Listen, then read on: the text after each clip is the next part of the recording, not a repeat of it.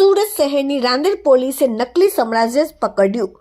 મળતી માહિતી પ્રમાણે સુરત શહેરમાં રાંદેર પોલીસે તારીખ 27/12/2025ના રોજ સાંજના 6 વાગ્યે પોલીસ સ્ટાફના માણસો કોમ્બિંગ પેટ્રોલિંગમાં હતા। તે દરમિયાન તેમને જાણવા મળેલ હકીકત પ્રમાણે અડાજણ બસ સ્ટેશનની બાજુમાં આવેલ હબ ટાઉનના 5મા માળે દુકાન નંબર 503 તથા દુકાન નંબર 507માં બ્રાન્ડેડ કંપનીની વસ્તુ વગર બિલથી ઓનલાઈન વેચાણ થાય છે। તે જગ્યાએ સાંજના 6:30 થી રાત્રે 8 વાગ્યા દરમિયાન અડાજણ બસ સ્ટેશનની બાજુમાં આવેલ હબ ટાઉનના 5મા માળે દુકાન નંબર 507માં આબિદભાઈ ઉમરભાઈ કુંડા તથા દુકાન નંબર 503માં સુફિયાનભાઈ અલ્તાફભાઈ પલ્લાને હાજર મળી આવેલ, જેમની પાસેથી પોલીસે તપાસ કરતા બંને દુકાનદારો બિલ વગર શૂઝ, ઘડિયાળ, પર્સ તથા ઇન્સ્ટાગ્રામના ફેસબુક પર અલગ અલગ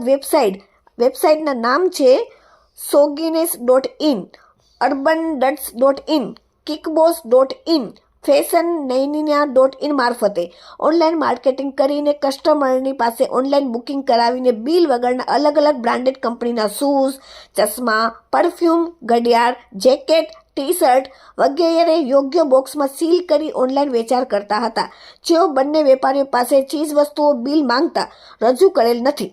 જેથી રાંદેર પોલીસે આગળની તપાસ કાયદેસરની શરૂ કરી। Bureau report, daily India TV, Surat. તારીખ 27/12/2025 ના રોજ રાંદેર પોલીસ સ્ટેશનની ટીમ દ્વારા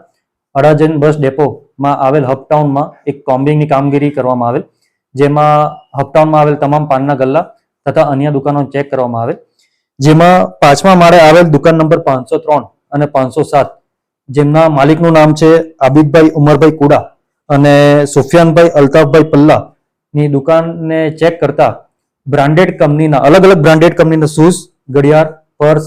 perfume, goggles, T shirts, Crocs મળી આવેલ અને એમને બિલો રજૂ કરવા જણાવતા બિલો રજૂ કરેલ નહીં અને વધુ વિગત પૂછતા એમને જણાવેલ કે અમે આ જે શૂઝ છે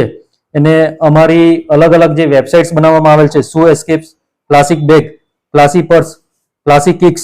સુગાઝમ, અર્બન ડ્યુડ, કિકબઝ અને ફેશન આઈના જેવી વેબસાઇટ અને ઇન્સ્ટાગ્રામ પેજ પર અમે આનું વેચાણ કરીએ છીએ અને વધુ વિગત પૂછતા એમની એમઓ એ રીતની હતી કે આ શૂઝ, પરફ્યુમ્સ બધી અલગ જગ્યાએથી મેળવી અને એ બ્રાન્ડના બોક્સીસ બીજી જગ્યાએથી મેળવી એ બોક્સમાં પેકેજિંગ કરીને ઓલ ઇન્ડિયા એ લોકો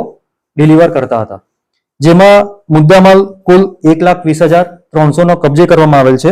અને આરોપી નામે આબિદભાઈ ઉમરભાઈ કુડા અને સુફિયાનભાઈ અલ્તાફભાઈ પલ્લાને કાયદેસરની કાર્યવાહી કરવામાં આવેલ છે।